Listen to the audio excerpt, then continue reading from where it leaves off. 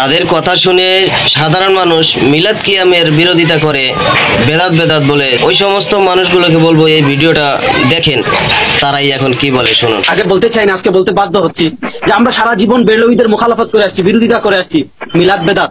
মিলাদ বেদাত কারণ কি? মিলাদে তো আইনে জিনিসগুলো খারাপ না, রাসূলুল্লাহ সাল্লাল্লাহু আলাইহি ওয়াসাল্লামের জন্ম নিয়ে আলোচনা করে, দুরূদ পড়ে, কিন্তু এই কাইফিয়তটা, এই পদ্ধতিটা খায়রুল কুরআনে ছিল না। তারা রাসূলুল্লাহ সাল্লাল্লাহু আলাইহি ওয়াসাল্লামের জন্মবার্ষিকী এমন একটা কাইফিয়ত করেছে যে কাইফিয়তটা খায়রুল কুরআনে ছিল না, এজন্য এটা বেদাত। 2 নম্বর, শুকরিয়া, এটা একটা শরীয়ী পরিভাষা, একটা ইসতিলাহ। এই শুকরিয়া খায়রুল কুরআনে এমন ভাবে ছিল না। খায়রুল কুরআনে যদি এমন ভাবে না থাকে তাহলে এটা বেদাত হয় না কেন? এটা আমাদের মুরব্বীদের কাছ থেকে চাইবো, যেহেতু হাটহাজারীর পেজে অনেকভাবে সমাধান দেওয়া হয়েছে। তো আমি একজন ক্ষুদ্র মানুষ, আমি এই প্রশ্নের জবাব চাইবো যে মিলাদ যদি বেদাত আপনারা বলেন, তাহলে শুকরিয়া মাহফিল বেদাত না কেন? শুকরিয়া মাহফিল যদি বেদাত না হয়, তাহলে মিলাদ মাহফিল বেদাত কেন? এই জিনিসটা আমি জানতে চাইবো। এরা রাসূলুল্লাহ সাল্লাল্লাহু আলাইহি ওয়াসাল্লামের আগমনে খুশি হয়ে, এর চেয়ে বড় ইহসান কি আছে? এবং স্বয়ং কোরআনে বলছেন ফাতরাহু, আনন্দিত হওয়ার কথা, সেখানে এরা মাহফিল বলে আপনারা বলেন বেদাত। এখানে তারা একটা দলিল পাইলো আর কি, ওয়াহাবীদের থেকে একটা দলিল পাইলো। আসলে অনেক তো এই প্রশ্নগুলোর জবাব আশা করি হাটহাজারীর পেজ থেকে আসবে। জাত গেল বলে কি আজব কারখানা, জাত গেল বলে ব্রাহ্মণ চন্ডাল চামার মুচি, এক জলে সব হয় গো সুচি।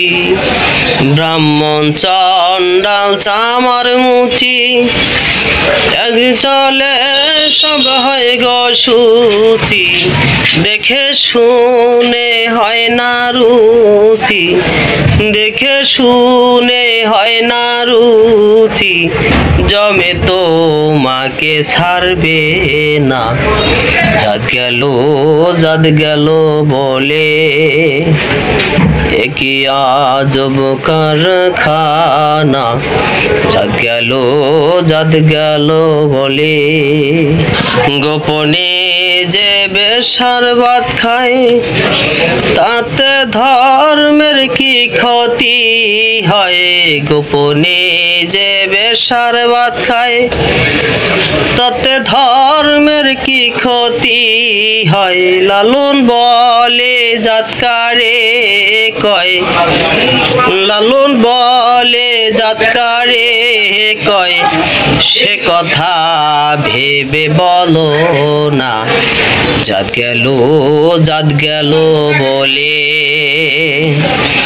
কি আজব কারখানা।